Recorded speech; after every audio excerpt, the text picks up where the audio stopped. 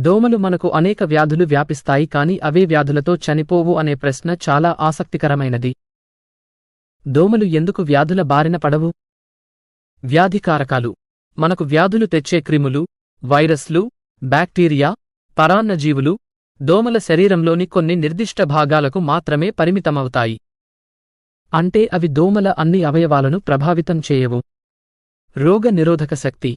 కొన్ని రకాల దోమలు తాము వ్యాపిస్తున్న వ్యాధులకు కొంత రోగ నిరోధక శక్తిని కలిగి ఉంటాయి. తక్కువ జీవితకాలం. దోమల జీవితకాలం చాలా తక్కువ.